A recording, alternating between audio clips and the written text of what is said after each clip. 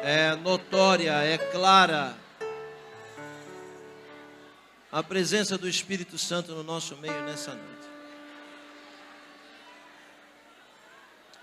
Dá para se perceber com muita facilidade que o Espírito de Deus está no comando deste culto, desde o momento em que lhe foi dado a abertura.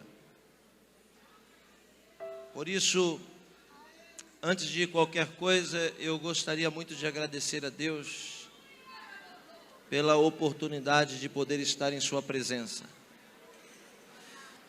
Visto que estar na presença de Deus não é mérito próprio. Ninguém está aqui nessa noite porque é bom ou porque é merecedor. Ninguém está aqui hoje porque tem olhos azuis ou porque tem uma vida financeira estável. Estarmos aqui hoje é um mistério insondável, muito profundo. Nós não estamos aqui hoje porque nós o aceitamos. Isso é um conceito equivocado. Nós estamos aqui porque a Bíblia diz que não foste nós que escolhemos a Ele, mas foi Ele que escolheu a nós. Nós não somos melhores do que aqueles que estão nos becos, nas sarjetas dessa cidade. Nós não somos melhores do que aqueles que estão nos leitos de hospitais ou encarcerados.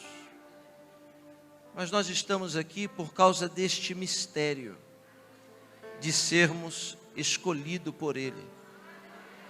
Por isso, senhoras e senhores, devemos ser intensos na oportunidade que temos. Porque, como eu disse ontem, não sabemos se teremos outra oportunidade amanhã.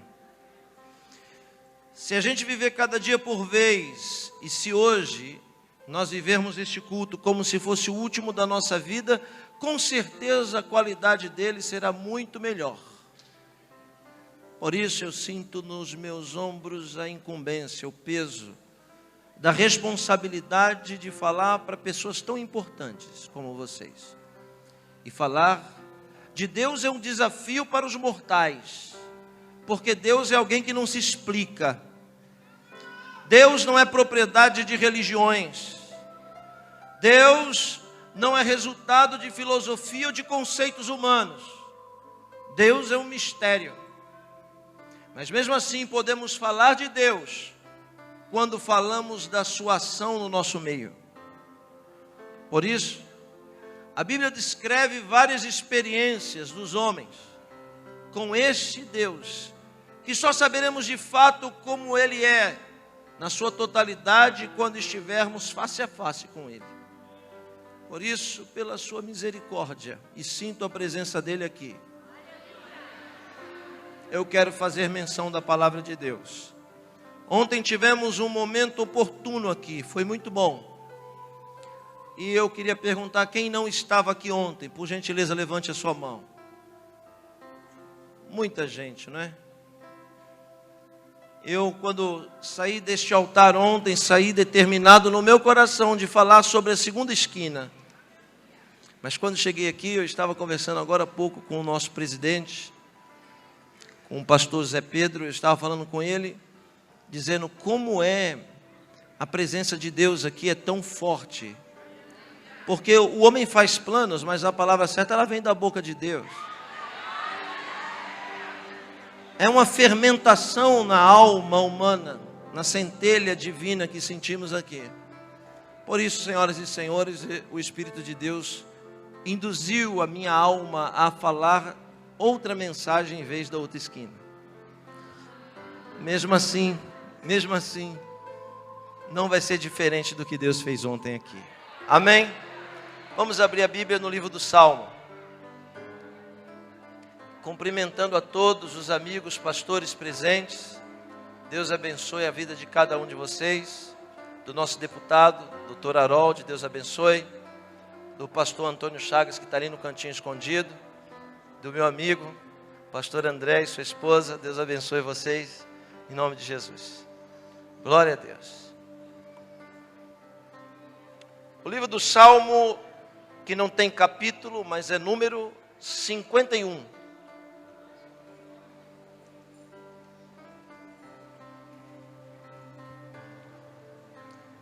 Salmo de número 51, o Inário de Israel. O livro de Salmo, que é um composto de 150 cânticos, dividido em 5 livros originalmente. Só vou pedir para baixar um pouquinho o teclado para mim, por favor. Salmo de número 51, versículo 5 apenas. Quem encontrou, diga glória a Deus. Quem veio ouvir a palavra de Deus, diga amém. Quem veio bater papo, diga aleluia.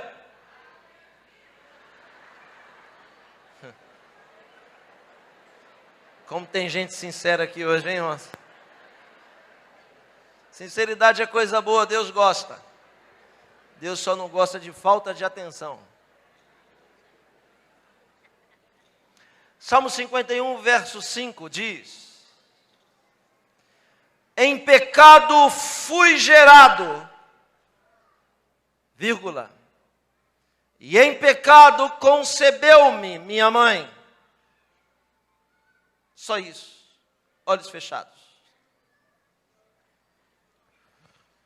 Bendito és tu, eterno nosso Deus, Rei de todo o universo, sua palavra dura para sempre. Bendito seja o seu nome, o seu reino jamais terá fim. Fale conosco nessa noite de forma clara, concisa e poderosa. Fala não o que nós queremos ouvir, mas fala o que nós precisamos ouvir. Que ninguém saia daqui da mesma maneira que entrou, que saímos daqui diferentes, melhores. Por isso exorta, ensina e edifica. Cremos que a tua palavra é a verdade, por isso nos prostramos, nos abrimos, nos desarmamos e reverenciamos a tua voz aqui nessa noite, por isso fala conosco. É o que nós te pedimos em nome de Jesus. Amém. O autor do escrito que acabamos de mencionar é sem dúvida um dos maiores heróis da história bíblica. Davi foi um grande conquistador, um grande monarca. Davi foi um grande rei, um grande político. Davi foi um grande adorador. Porém, a fama de salmista transcende todas as suas outras qualidades. Davi é conhecido e reconhecido em todas as partes do mundo como salmista. Isso é que ficou marcado na sua pessoa. Como muita gente de forma equivocada acha que Davi é autor de todos os salmos. Isso não é verdade, porque os salmos têm vários autores diferentes. Desde grandes ícones como Davi, Moisés, como Salomão, como Asaf e até anônimos, desconhecidos e pessoas comuns. De tantos salmos que Davi escreve, eu gostaria nessa noite de destacar 2. O mais famoso de todos, que foi mencionado na abertura do culto. Por isso me apeguei no texto que vou pregar. O Salmo de número 23, que diz: Adonai roi lo ersar, biniot deshi yarbitzeni, alme menohot yanachleni, nashi yeshove v'yanchem, v'magelet seder leman shemo, lo yichayha ki ata imadi, shiftecha u'mishantecha yamad irhamun, nechanoi nefanai shulchan, נגד שורכי בשתן וסם הוסי כוסי רוויח טוב החסד ידפון כל ים חיי בשע בביתי אדוני לאורך ימים. Salmo 23 que diz: o Senhor é meu pastor e Ele não me falta. A tradução diz nada, e nada é horizonte, é mundo. Mas quando ele escreve o 23, ele diz: o Senhor é meu pastor. E na vertical ele diz: e Ele não me falta. O Salmo 23 foi escrito por Davi no ápice da sua vida, no topo. Não tinha mais espaço para subir tanto, para crescer tanto, quando no dia que ele escreve essa expressão poética maravilhosa. O Salmo 23, senhoras e senhores, é o texto bíblico mais conhecido e traduzido do mundo.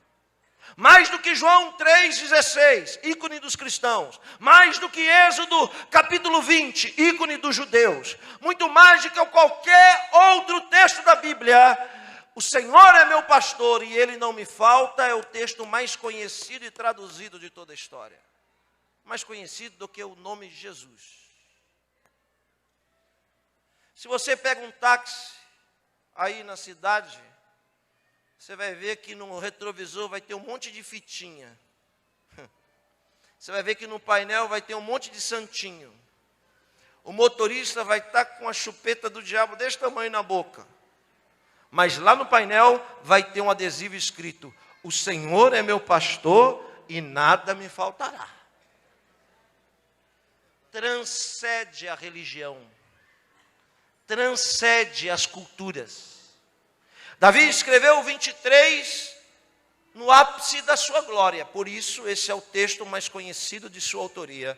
Por outro lado, o texto que acabamos de ler é o segundo salmo mais citado do grande rei. O texto que acabamos de mencionar é o segundo salmo mais conhecido da história de Davi. E em contrapartida ao 23, quando o salmo escreve o 51, ele está no mais profundo abismo da sua história. O 23 ele escreve no topo, mas o 51 ele escreve na lona. Quando Davi escreve o 51, senhoras e senhores, ele é um homem condenado à morte.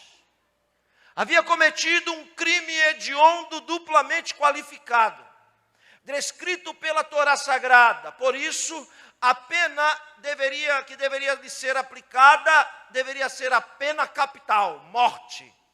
E é bem claro, por apedrejamento. Não só porque cometeu o equívoco do adultério, muito mais por isso, havia cometido e planejado um homicídio. De forma horrível, Davi começa a se despedir da sua trajetória na terra, fazendo o que ele mais bem fez em toda a sua vida, letras de louvores a Deus. Quando ele escreve o 51, ele ainda é um homem condenado até o verso 4. Mas quando chega o verso 5, que acabamos de mencionar, a expressão sincera de adoração deste homem tem tanta força na expressão que lemos, que Deus muda-lhe a sentença de morte. Se Deus não faz acepção de pessoas, e mesmo sendo um monarca, Davi deveria morrer, a pergunta que sobe em minha alma é: se deveria morrer, então por que não morreu? Era incomum? Era melhor do que os outros? Claro que não. Não morreu por quê? Não morreu por causa do verso 5. Em pecado fui gerado, e em pecado concebeu-me minha mãe. E alguém vai me dizer: que força sobrenatural pode existir no verso que acabamos de mencionar? Por que Deus não mataria um homem em uma expressão tão comum como essa? E não é errado os exegetas, os intérpretes, dizer que quando Davi está citando o verso 5, ele se refere ao pecado original. Ele se refere à forma abominável com que todos os seres humanos são gerados. Davi não está se referindo apenas ao pecado original. Davi está falando dele. Tenha paciência com o pregador nos próximos 10 minutos. Eu preciso fazer essa introdução para você entender o que eu vou pregar daqui a pouco. Quando Davi escreve: em pecado fui gerado, em pecado concebeu minha mãe, ele não está falando do pecado da humanidade. Ele está falando dele. O nome disso em língua hebraica é tshuvá. Tshuvá é uma palavra muito forte. Tshuvá quer dizer arrependimento, retorno. E a Bíblia diz que Deus não tem prazer em matar o homem. Antes espera que que este mesmo se arrependa dos seus pecados. Deus não matou Davi, porque Davi expressa o maior segredo da sua vida, no verso 5. Quando ele diz, em pecado fui gerado, em pecado concebeu-me a minha mãe, ele está dizendo de que maneira veio ao mundo. Isso mesmo, senhoras e senhores. A vertente mais coerente para a interpretação desse texto é que Davi era um bastardo. Filho de um relacionamento extraconjugal de seu pai Jessé, belemita. E antes de você tomar as suas conclusões, eu preciso lhe provar o que eu estou lhe dizendo. A prova cabal de que Davi não era filho legítimo da mesma mãe dos seus irmãos, a primeira delas é genética. Por quê? Porque a Bíblia diz, é clara, enfática, e faz questão de dizer que Davi era ruivo. Se os irmãos também fossem vermelhos, avermelhados e ruivos, a Bíblia não perderia tempo em falar que Davi era igual aos seus irmãos. Mas quando a Bíblia diz que Davi era ruivo, a Bíblia está dizendo, e Davi era geneticamente diferente dos seus irmãos. Aí está uma brecha, uma abertura, para a questão dele não ser filho da mesma mãe dos seus irmãos. A segunda prova pelo qual posso me apoiar, e ainda que esteja equivocado, deve ser coerente, é a prova cultural. Por quê? Porque os bastardos não podiam sentar à mesa com os legítimos. Os bastardos não podiam olhar nos olhos do pai. Terceiro, os bastardos não poderiam participar de nenhuma celebração familiar, para ele não se achar membro da família. Quarto, os bastardos deveriam fazer o trabalho sujo da família. E sabe qual era o trabalho sujo? O trabalho sujo era cuidar dos animais. O trabalho nobre da família era ser um soldado de guerra, mas o trabalho dos bastardos era cuidar dos bichos. Quem diz isso não sou eu, quem diz isso é Jesus. Quando conta a parábola do filho pródigo, quando o filho pródigo volta para casa, mesmo sendo legítimo, ele diz para o pai, não sou digno de ser chamado de teu filho, portanto, aceita-me como um dos seus escravos, me permita cuidar dos animais. Quem cuida dos animais são os bastardos. Terceiro, agora quarto e agora quinto. Os bastardos têm um papel fundamental de juntar o lixo e o monturo da casa. Então, quando Davi escreve no Salmo, Deus me tirou do monturo, aleluia, e me fez assentar entre os príncipes, ele não está apenas poetizando, muito mais do que isso, ele está falando da sua própria experiência que teve com Deus, de que Deus é capaz de tirar alguém da sarjeta e colocar ele assentado entre os príncipes. Quantos acreditam nisso aqui nessa noite? Pode dar um glória a Deus. Cuidar dos animais era trabalho de bastardo. E não é à toa também que em uma das suas expressões ele disse, Deus me tirou de trás das malhadas. Como a maioria dos leitores da Bíblia apenas leem e não meditam, acha que é só bela poesia. Mas só bela poesia não tem poder de movimentar o coração de Deus. Mas aquilo que você vive com intensidade tem poder de movimentar o coração de Deus. Davi era um menino que não poderia ter a sandália da dinastia da sua família. Veja, é certo de que a mãe de Davi não deveria ser uma judia. Deveria ser alguém da linhagem dos moabitas. Porque nas suas genealogias não aparece o nome da mãe. E judaicamente falando, só é judeu quem é filho de mãe judia. Jesus tem duas genealogias, uma vem por José, outra vem por Maria, para provar de que ele não é só o Messias encarnado, mas que também ele era o Filho de Deus, e não de José. Aleluia. Na de Davi, você vai encontrar na sua genealogia duas pessoas profundamente vinculadas aos moabitas. Profundamente vinculadas aos moabitas. Um é o nome de um homem e o outro é o nome de uma mulher.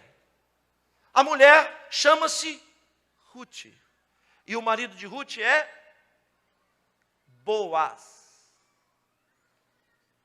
Quando Jessé é condenado pelo seu pecado, ele deve ser açoitado, porque o crime de adultério que ele comete desqualifica. Em outra oportunidade eu vou dizer por que não morreu. Mas diz a lei, no livro do Deuteronômio, que se o filho do pecado for um menino, ficará o opróbrio para sempre com o pai, se for uma menina, com a mãe. Ainda sendo açoitado no tronco do pelouro, com 39 chibatadas no máximo, certamente Jessé orou a Deus, dizendo: Deus, permita que este filho do erro não seja um homem, mas seja uma menina. Mas aí a Bíblia diz que o que nasce não é uma menina, mas é um menino. E Davi passou a ser a maior tragédia de Jessé. Aleluia. Mas o Deus que está aqui nessa noite, que está sondando os nossos corações, é especialista em transformar tragédias em grandes bênçãos e vitórias. Se não fosse Davi a maior tragédia de Jessé, nunca ninguém aqui ia saber quem era Jessé. Nunca ninguém ia imaginar quem era Jessé e o nome dele nunca seria eternizado pelo livro sagrado. Mas foi por causa da sua tragédia que Deus reverteu em grande bênção. Uma mão levantada só para receber e ajudar o pregador. Deus vai reverter tragédias da sua vida. Aleluia. Em motivos de glorificação e de triunfo do nome do Senhor na sua história. É só aqueles que acreditam é que podem abrir a boca e dar um glória a Deus. Já que os bastardos não podiam ter as sandálias, deveriam morar no fundo da casa, também não poderiam participar dos banquetes que a família comia. Como é que um bastardo se alimentava? Todos os oficiais comiam.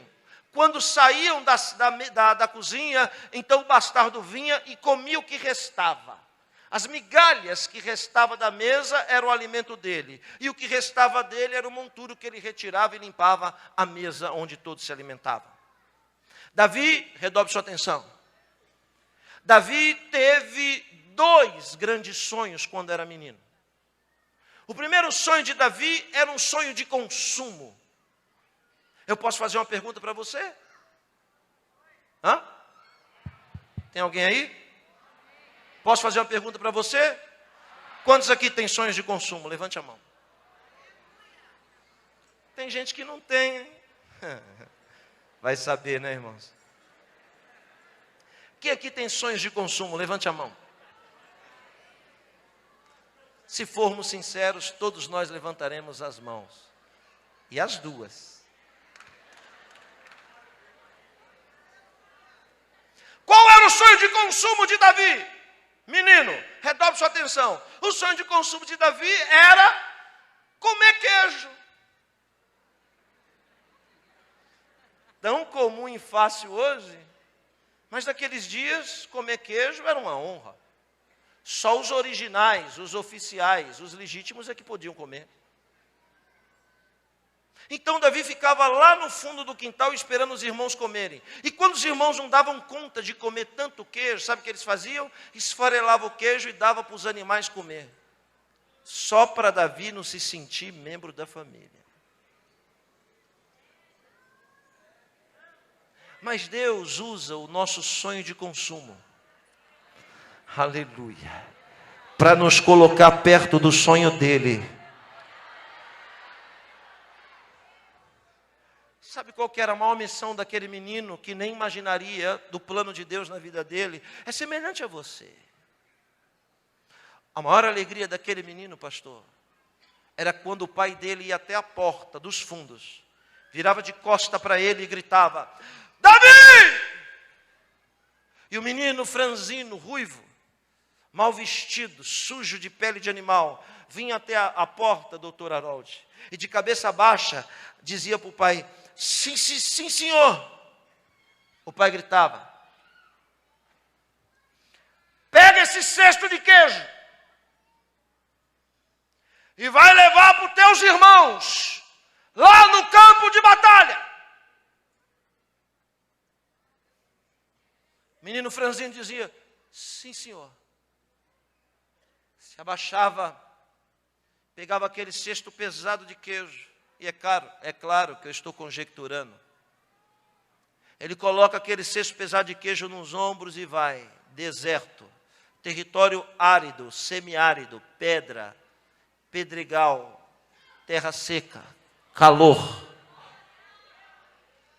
Ele carregava o seu maior sonho de consumo sobre os seus ombros. E aquela trajetória de quase 2 milhas, eu estive lá e vi. Era a viagem mais longa que o menino fazia. As maiores guerras e batalhas se davam naquela trajetória, naquele deserto. Redobre sua atenção. Não tinha ninguém com a bandeirinha no caminho dizendo: vai Davi, que Deus vai te ajudar. Não tinha ninguém com a trombeta.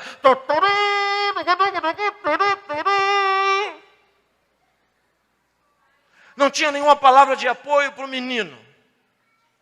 Mas existia um ser covarde que certamente o esperava todo dia naquele caminho. Alguém que se aproveita das nossas fraquezas e da nossa vulnerabilidade para tentar nos derrotar. Certamente, quando o menino cansava, todo suado, o cheiro do queijo vinha no nariz dele. E uma voz bradava das trevas dizendo: é a sua chance. Se você roubar um desses queijos, nunca ninguém vai saber. Ei, Davi, seus irmãos te humilham todo dia. Por que você não se vinga deles agora? Mas eu preciso dizer algo para alguém aqui nessa noite. Quem se vinga é fraco. Forte é aquele que tem oportunidade de se vingar, mas não se vinga. Onde estão os fortes aqui nessa noite? E pode abrir a boca e dar um grito de glória.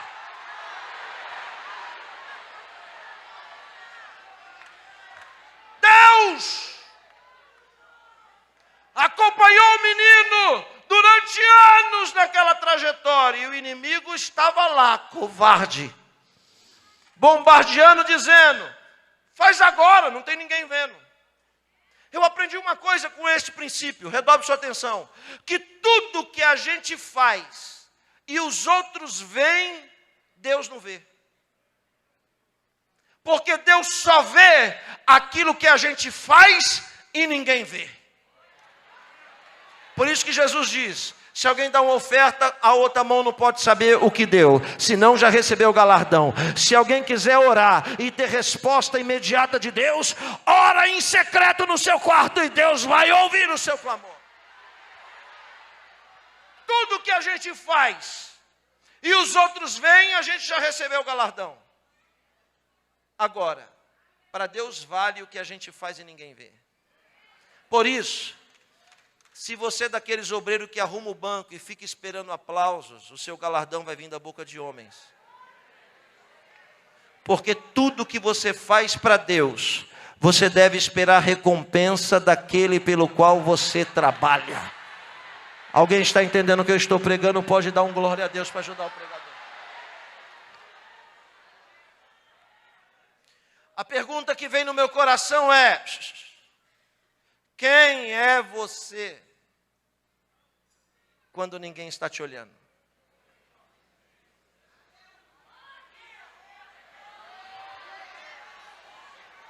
Você é a mesma mulher que levanta a mão, pula e grita aqui?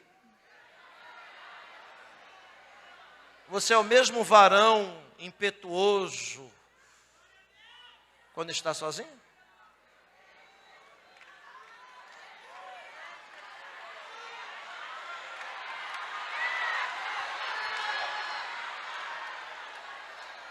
Os olhos do Senhor estão sobre os fiéis, E os fiéis se manifestam fiéis quando estão só. Sabe por que Deus amou tanto esse moço? Por causa daquela trajetória, levando o queijo e voltando. E eu falo com convicção, nunca tocou num queijo daquele. Senão Deus nunca o teria escolhido. Ele estava indo para lá e para cá, André, carregando queijo. E ninguém o aplaudia, mas ele não sabia que aquele queijo no seu ombro era Deus treinando ele para um dia tirar o cesto de queijo e colocar a capa pesada do reinado de Israel sobre seus ombros. Você entende o que eu estou falando? Todo mundo quer a capa, mas ninguém quer carregar queijo.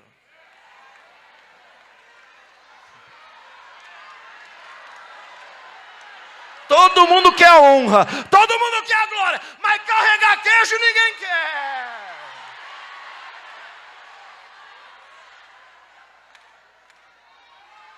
Quando você vê alguém lá no topo, não fica achando que chegou lá de paraquedas, não.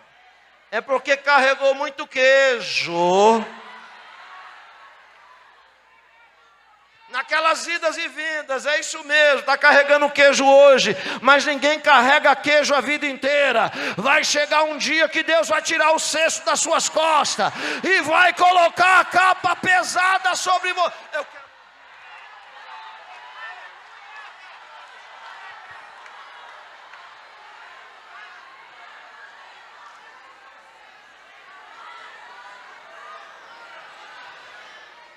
Lembra?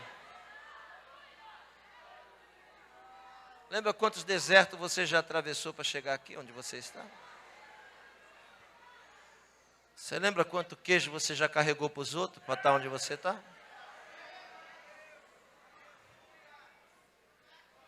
Naquelas idas e vindas, o santo, bendito, eterno, clemente, misericordioso, soberano, que estava vendo, tomou uma decisão no céu.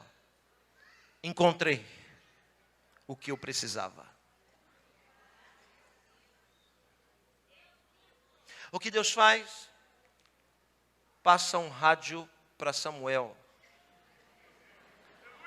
Samuel na escuta.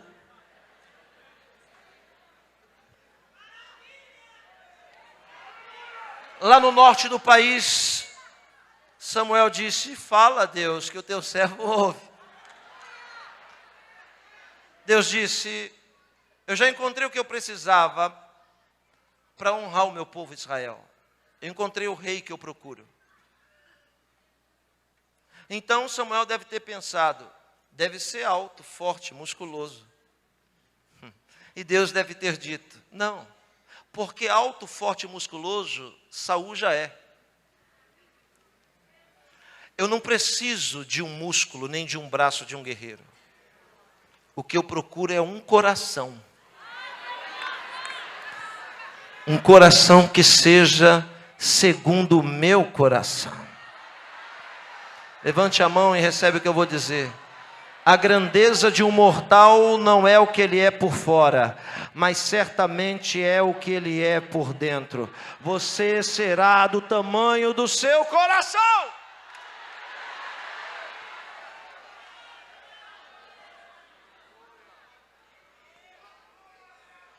Então, Samuel, o coração que eu procuro, eu encontrei. Samuel deve ter dito, que bom, porque Samuel está no extremo norte do país, e Davi está no sul.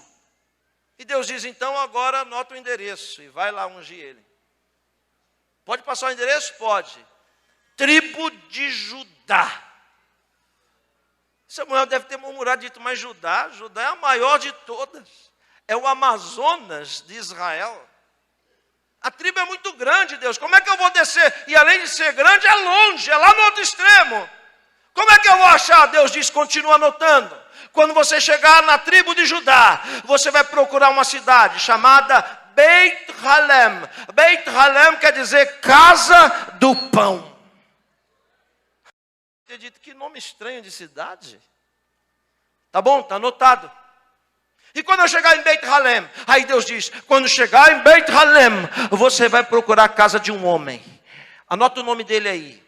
Jessé. Samuel deve ter dado risada e dito, mas que nome brega, Jessé. Tá, e quando eu chegar na casa de Jessé, Deus diz, lá na casa de Jessé, está o coração que eu encontrei. Vai lá, porque eu o escolhi dentre todos os seus irmãos. Estou explicando o 5º versículo do Salmo de número 51. Quando Samuel deu o primeiro passo para ir, Deus brada do céu e diz, profeta, mensageiro, vai de mão vazia? Você se esqueceu que eu, o Senhor, nunca tiro um mensageiro de um lado para levar para o outro, para ele chegar lá de mãos vazias? Eu não sei se você entendeu o que eu disse. Eu vou lhe explicar. Toda vez que Deus tira um mensageiro de um lugar e traz para cá, pode acreditar que para cá ele não veio tirar férias e não veio passear. Todo mensageiro que Deus envia sempre vai trazer algo da parte de Deus para colocar sobre a sua vida. Aí ele diz, então é para me levar o quê? Deus diz, 2 coisas. Pega o chofar. No caso não é o chofarão, o chofarim, o chifre pequeno. E coloca dentro do chifre azeite. É profético isso. Por quê? Porque o chifre quer dizer força. E o azeite quer dizer unção. O que é unção? Unção não é dom. Por quê? Porque dom Deus dá para quem também não é salvo. Dom Deus dá para qualquer um. É a Bíblia que diz que muitos vão chegar e dizer, em teu nome expulsamos demônio. Dom. Em teu nome curamos enfermo. Dom. Em teu nome falamos em outra língua. Dom. Mas Jesus vai dizer, mas mesmo cheio de dom, não vos conheço.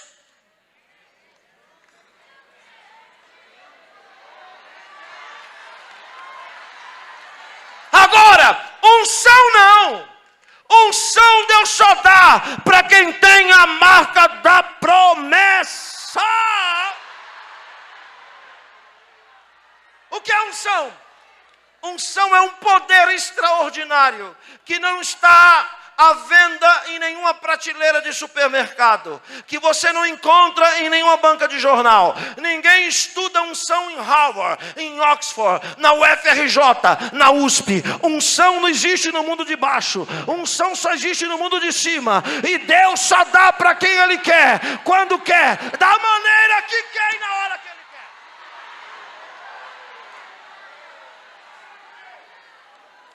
Unção só serve para 3 coisas, senhoras e senhores. Primeiro, para fazer você ser o que nunca seria. Segundo, para fazer você ter o que nunca teria. E terceiro, para fazer você chegar onde nunca você chegaria. Está onde está por quê? Por causa da unção. Olha o que Deus diz. Coloca capacidade no chifre. E o chifre é força. Então olhe para mim. Redobre sua atenção.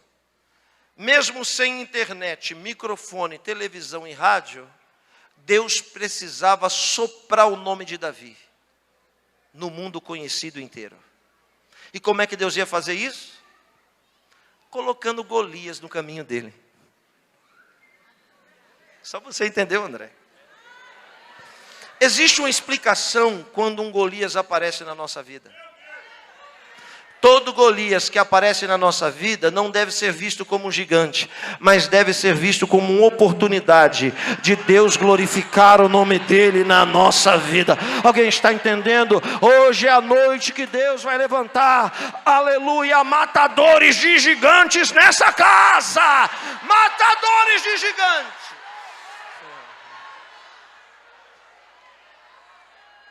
E como Davi de Melech, como o rei Davi vai matar aquele gigante? Se os braços dele é da largura deste microfone, franzininho. Mas ele tem uma habilidade, ele é bom de mira. Mas o que lhe falta? Força. O que lhe falta é força. E o que Samuel vem trazer para ele? Aquilo que lhe falta. Uma mão levantada, vai. Está achando que vim passear em Santa Cruz, né? Pois é, mas eu vou lhe dizer.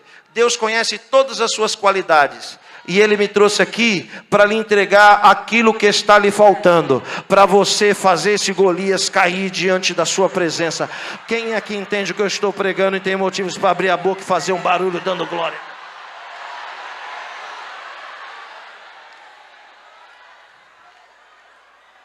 Olhe para quem está perto de você e diga o que estava te faltando.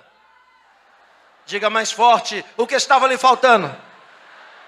Acabou de chegar para você.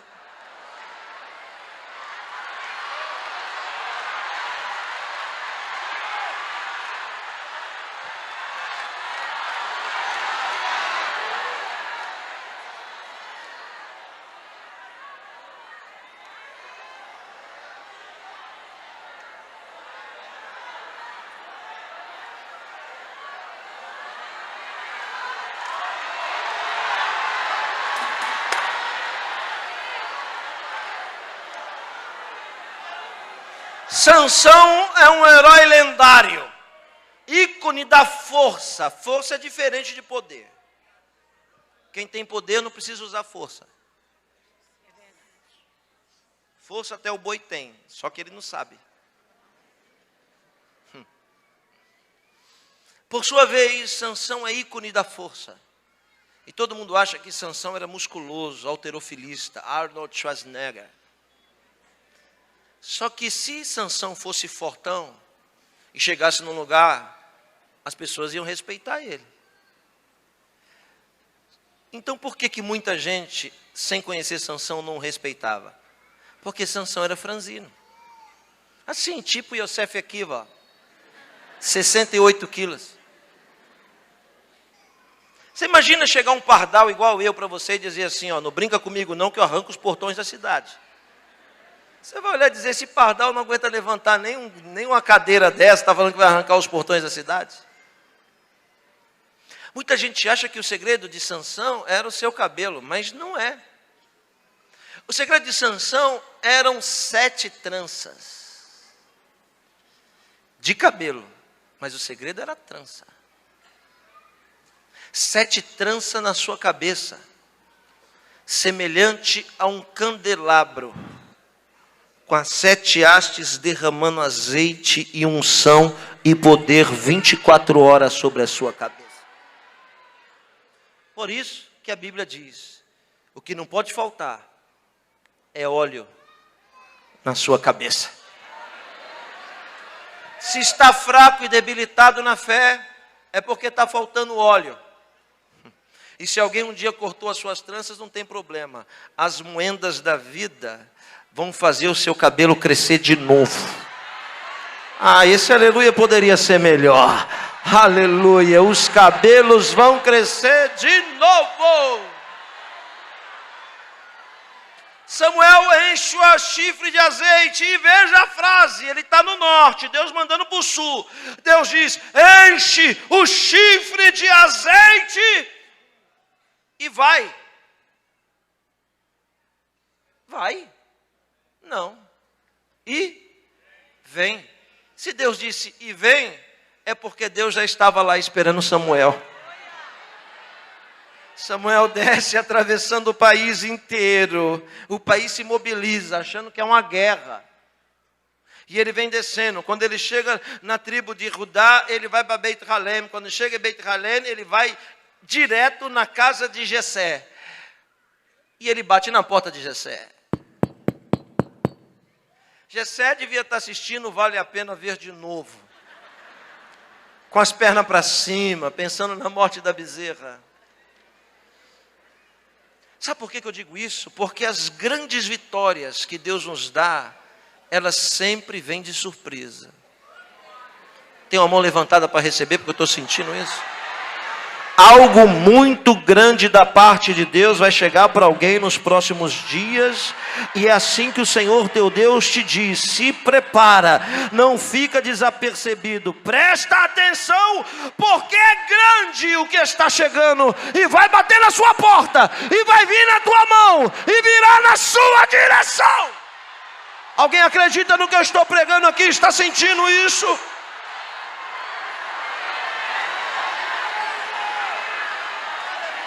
Eu estou dizendo que não é você que vai buscar.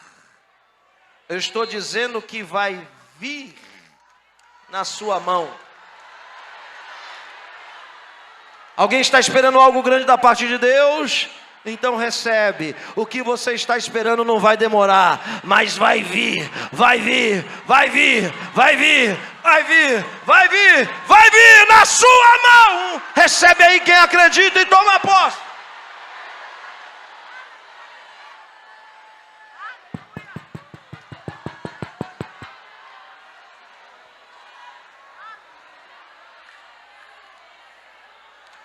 Os escravos, os serviçais de dentro, se levantam para abrir a porta para ver quem é.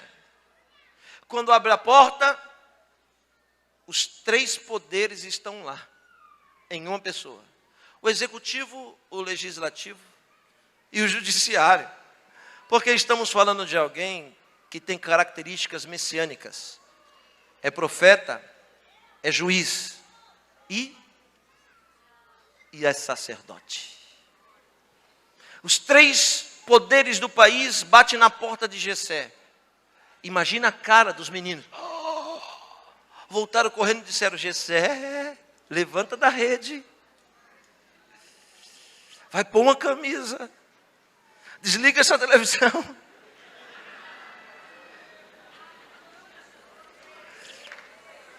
Jessé deve dizer: mas é o final da novela. Não, mas o que está lá fora é muito maior, o que chegou é muito maior. Está alguém entendendo o que eu estou falando ou não? E parece que eu estou brincando, né? O que está chegando é muito maior do que aquilo que te distrai. O que te distrai é muito pequeno diante daquilo que está chegando para a sua vida. Quem é? É Samuel. Manda entrar. Samuel entra com a chifre cheio de azeite, transbordando. E então como é que se recebe um estadista de tamanha graduação? É simples. É feito um corbã. É um sacrifício de um cordeiro e ele deve ser assado por inteiro. A lâmina que vai cortar a coxa do animal é uma lâmina de moel. Ela é usada apenas uma vez. Ela é kosher, ela não pode ser repetidamente usada porque o fato é único. A coxa do animal, o traseiro, é dado para a pessoa que vai ser honrada e sentar na cabeceira. Por que a coxa é sinal de honra? Porque a coxa é sinal de honra e de pacto e de aliança. Quando Abraão manda Eliezer buscar uma esposa para o seu filho, o juramento é feito na coxa, debaixo da coxa. Quando Saul é ungido rei de Israel, o que ele come? Ele é honrado, e a primeira coisa que ele come é a coxa do animal. Porque a coxa é sinal de honra, é sinal de exaltação, aleluia, é sinal de aliança inquebrável. Veja Jesus hoje glorificado, nada escrito na testa, nada escrito na mão, nada escrito nas costas, mas na coxa está escrito Rei dos Reis e Senhor dos Senhores, porque é pacto e aliança inquebrável, é honra e é exaltação.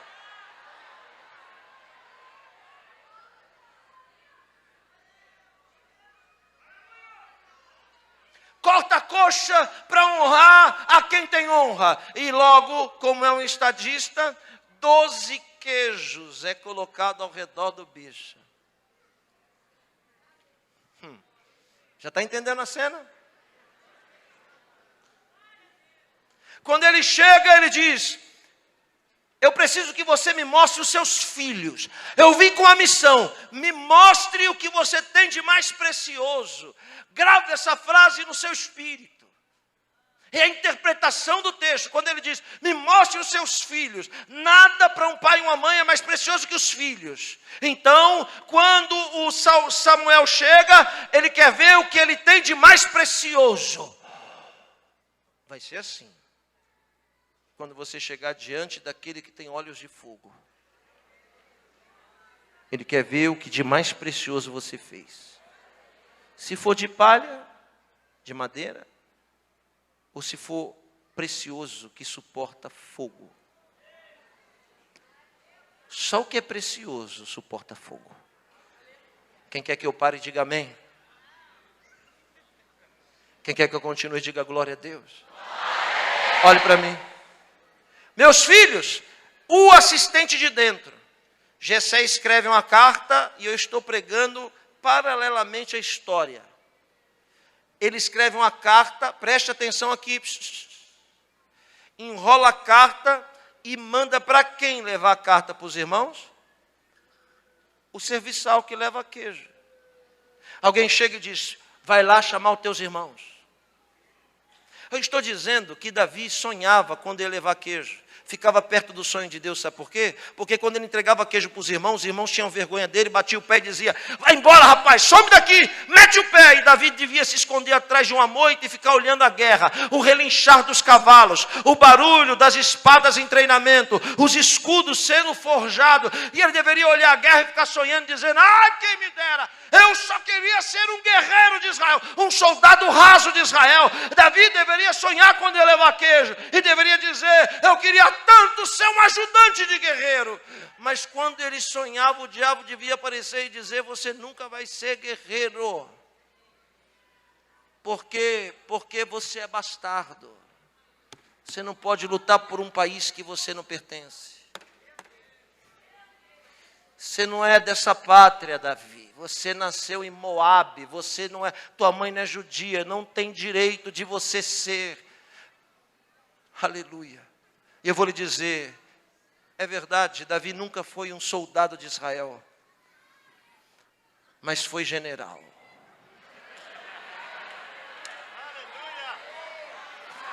Recebe o que eu vou dizer? Davi nunca foi soldado de Israel, mas foi presidente da república, mas foi rei de Israel. Uma mão levantada e recebe o que eu vou lhe dizer. Tudo o que te impediram de ser é porque era muito pouco, porque de coisa grande ninguém tem o poder de impedir. Deus te chamou para ser grande.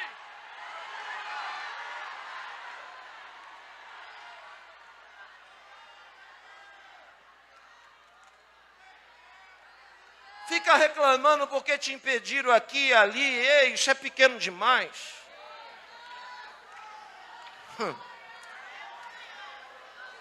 Davi já tinha ido levar queijo, pastor Zé Pedro. Então ele pega aquele papel, aquele lembrete e sai e parte. No mesmo deserto, descalço. Quando ele entrega para os irmãos, que os irmãos veem, os irmãos, vai embora rapaz, sai, vai embora. E ele vai embora correndo de novo.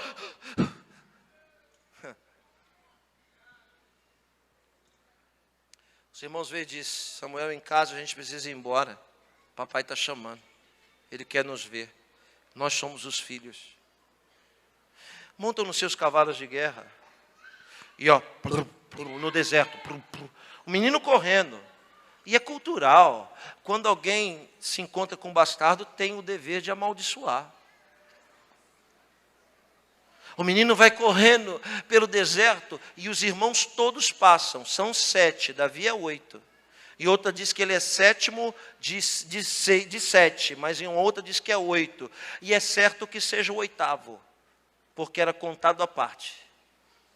Então o primeiro passa e o amaldiçoa, xinga, cospe na cabeça, bota o cavalo na frente e joga poeira na cara. Vem o segundo, mesmo ritual, cospe, bota o cavalo na frente, poeira na cara. O 7.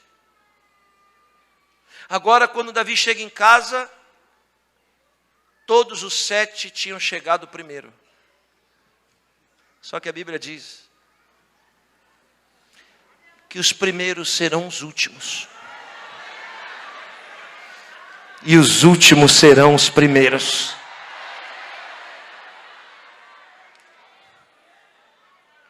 Quando Davi chega em casa, ele passa a ter 4 características. Primeira, saliva na cabeça.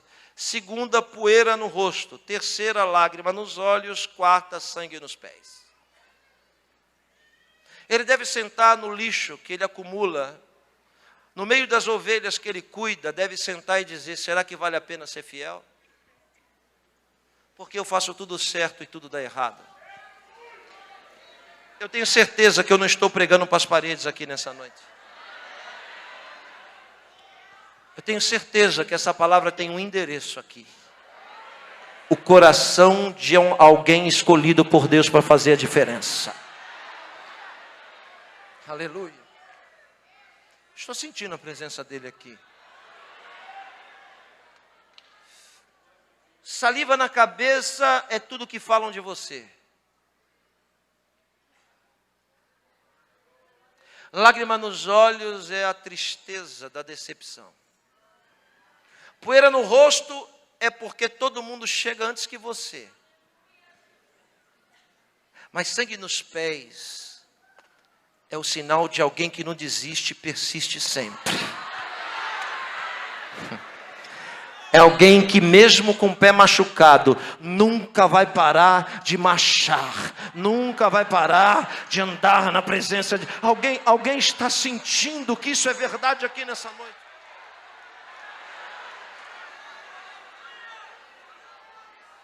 Dentro de casa, em meio às honrarias, o primeiro vem, é forte. Samuel olha e diz: certamente é esse. Mas o dono da unção brada e diz: eu já não lhe disse que o que eu estou procurando está dentro e não está fora?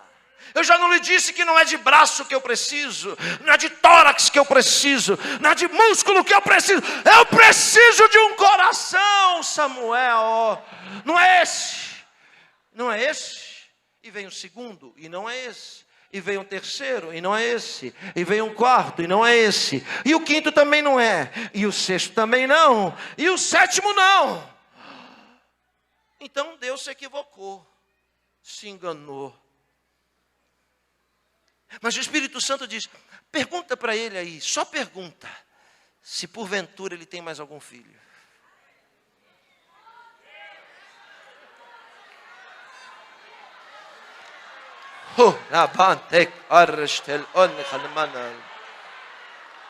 Agora o diálogo será codificado. Redobre sua atenção. Samuel se aproxima dele e diz: porventura você tem mais algum filho? E ele sabe que para profeta não se mente.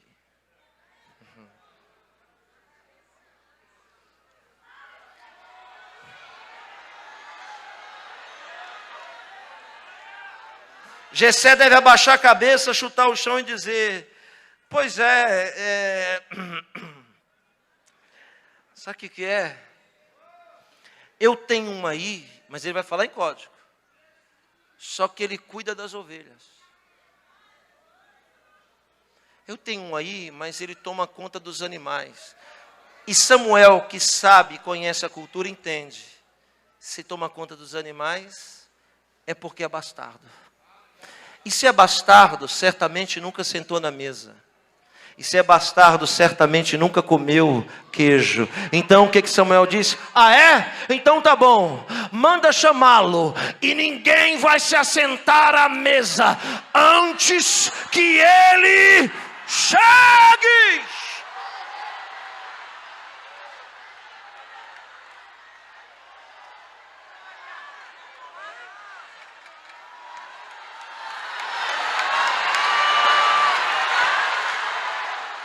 Podem chegar antes que você, mas vão ter que te esperar para sentar na mesa.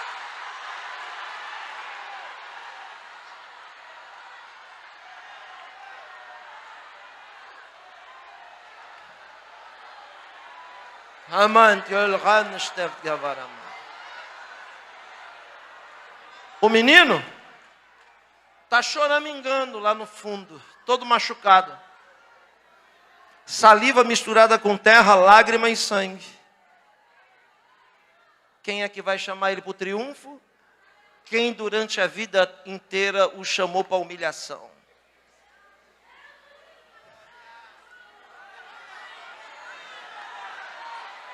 Estou vendo nos olhos de vocês.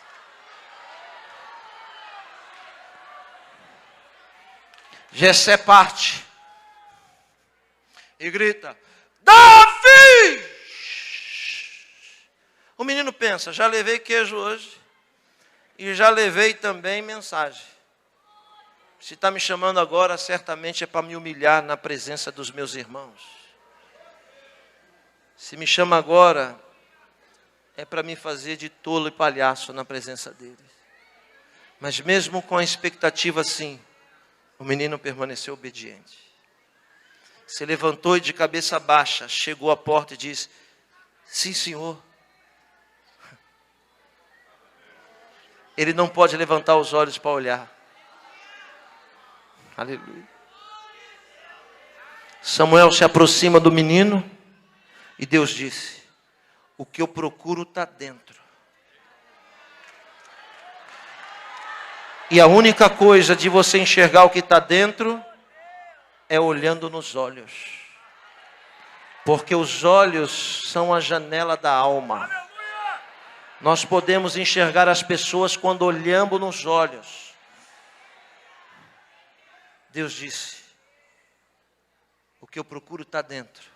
Ele se aproxima do menino de cabeça baixa e trêmulo, cheio de saliva, de terra, de lágrima e de sangue.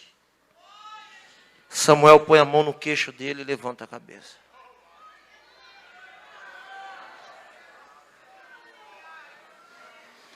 Quando o menino abre os olhos, o brilho daqueles olhos,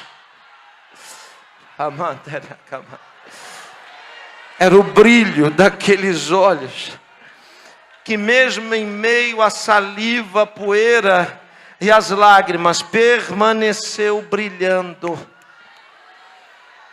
como que alguém tivesse esperança.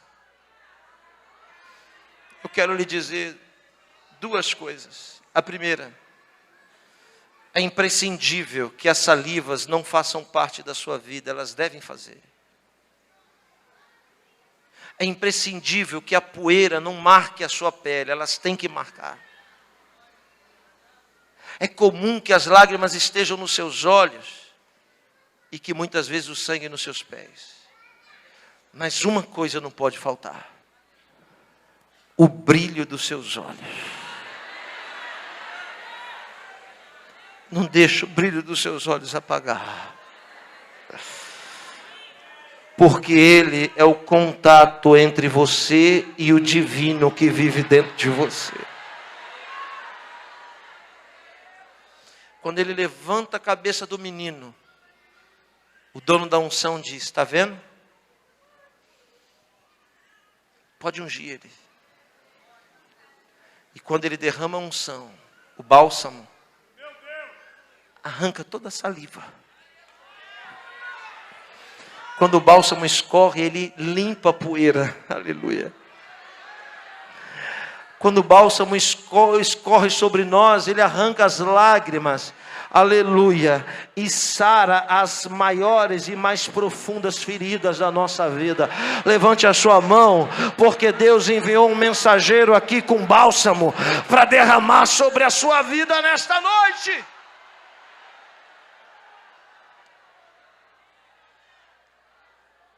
O menino que nunca tinha sentado na mesa, agora senta na cabeceira. O menino que nunca comia queijo, agora está comendo a coxa do carneiro e tem queijo à vontade. Davi passou a ser o mais venerado rei da história bíblica. É tanta promessa que Deus fez para ele que não deu tempo de cumprir tudo. Aí teve que cumprir um pouco delas em Salomão.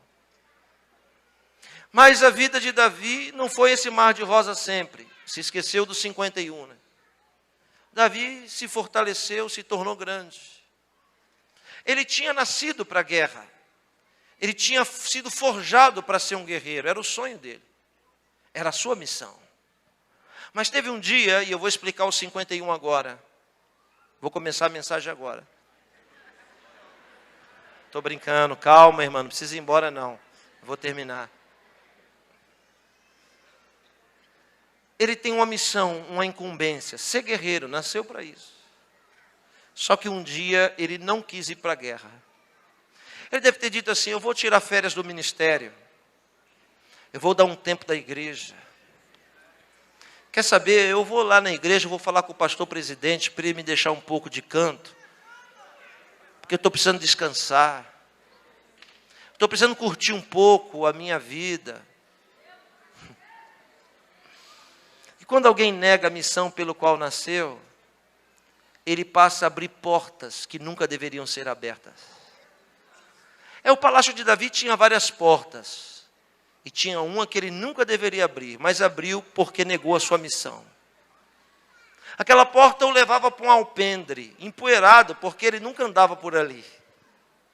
Mas porque estava querendo descansar e tirar umas férias, abriu a porta que não deveria ser aberta e foi para o alpendre, que o fez enxergar o que nunca deveria ter enxergado. Quando ele vê Betseba, ele gosta. Não só gosta, como manda chamar. E depois de coabitar com ela, não só coabita, como engravida. E quando engravida, ele descobre. É esposa de um homem que não é judeu. Mensageiro como ele. Urias era heteu. Homem de confiança do monarca. Era aquele que segurava os decretos escritos pela mão do imperador Davi, do rei Davi, do líder Davi, que levava para o campo de batalha, exatamente como ele, quando era fiel. Quando ele descobre que Urias é o dono da propriedade, ele manda vir para coabitar e comer o seu queijo. Mas Urias é fiel e diz, não posso fazer isso. Olhe para mim. Então ele toma uma decisão, chama Urias e escreve um decreto, uma sentença. A vida é assim, o que muda é a cor do cabelo, o que muda é o endereço, mas não existe nada novo debaixo do sol. A história se repete agora, e Urias corre com a sentença nas mãos. Quando entrega, você sabe a história, por isso ganha o tempo. Estou falando a uma igreja instruída. Ele é morto. Quando ele é morto, Davi diz, estou livre. Quando Davi diz, estou livre, Deus diz, não está. Porque quando Deus não tem um Samuel, Deus tem um Natã.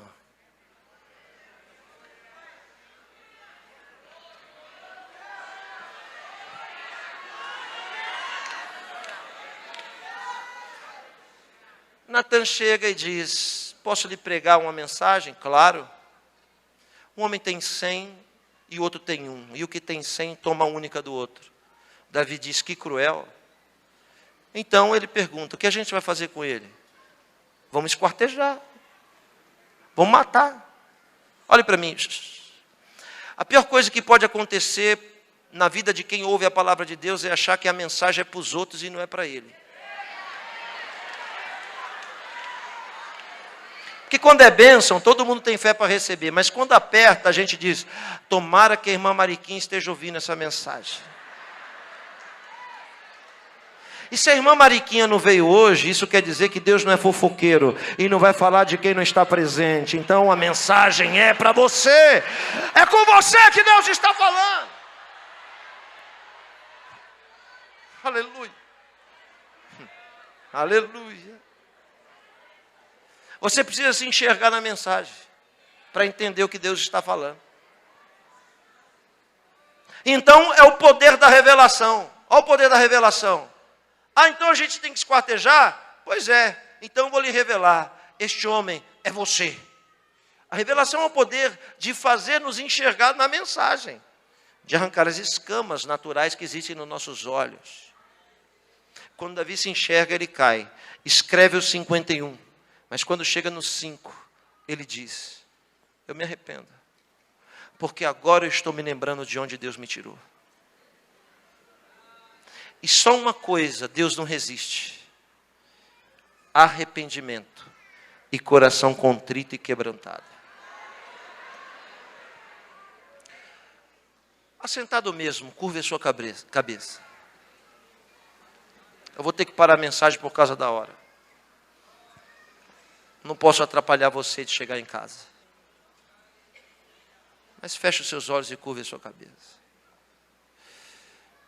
E simplesmente peça para o Espírito Santo te lembrar. Essa é a voz de Deus ao seu coração. É assim que o Senhor te diz. Lembra-te de onde eu te tirei.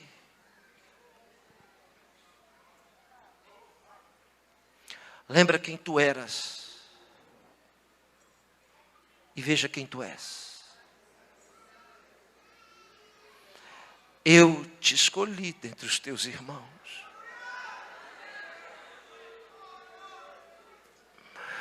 Quando até os da sua própria casa não acreditavam em você. Eu acreditei. Foi eu mesmo que fui te buscar. No monturo que você vivia.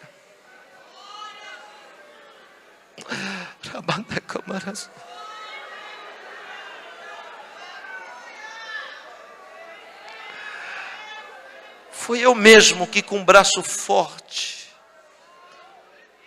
te conduzi até onde você está. Você não é o que é, tem o que tem, ou está onde está porque você é bom. Não. Foi porque um dia eu vi os seus olhos brilharem diferente.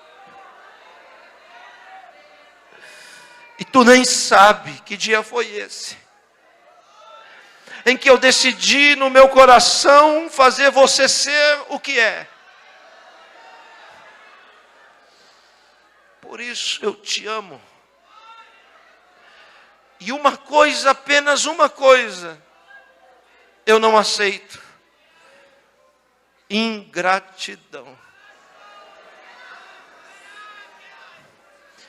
Eu preciso encontrar um coração grato. Que todo dia se lembre de onde eu te tirei. Há poucos dias atrás,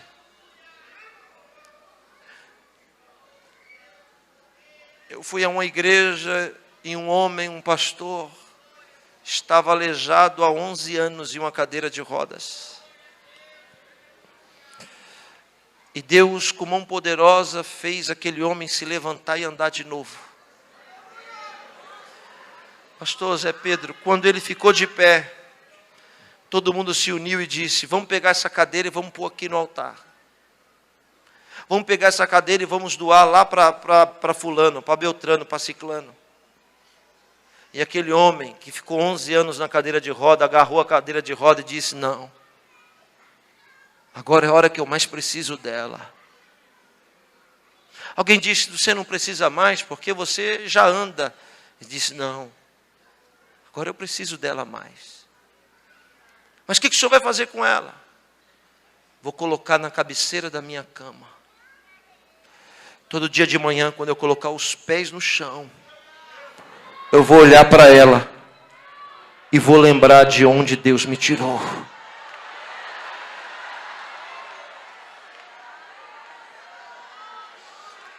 Abra sua boca, por gentileza.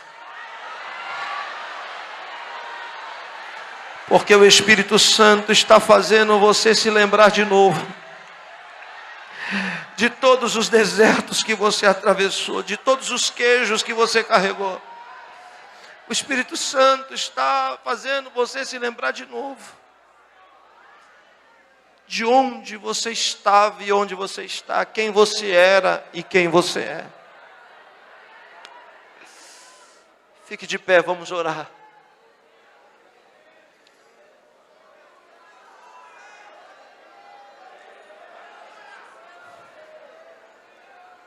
Hoje é a noite do retorno ao primeiro amor. Nada pode apagar o brilho dos seus olhos. Feche os seus olhos agora, eu vou lhe dar 1 minuto. 2, talvez 2, 3. Para você dizer algo que você acha que você precisa dizer para Deus.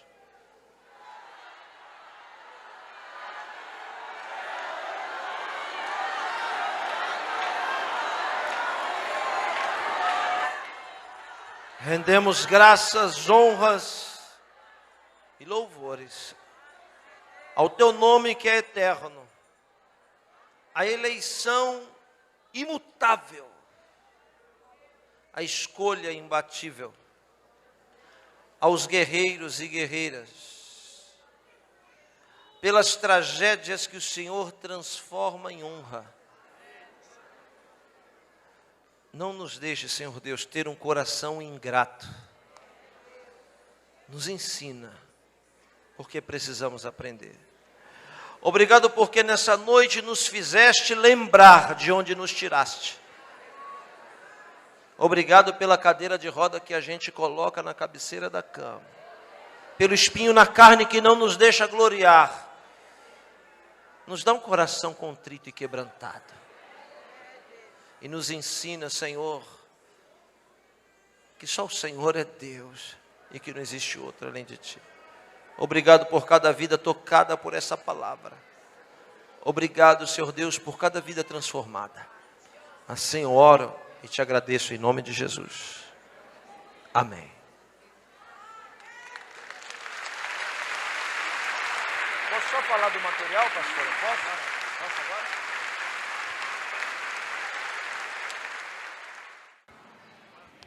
Curva a sua cabeça, feche os seus olhos, coloque a sua mão no coração. A graça do nosso Senhor e Salvador Jesus Cristo, o amor de Deus, nosso bondoso e eterno Pai, e a comunhão do Espírito Santo, seja com todos fiéis, e não só hoje, mas para todos sempre.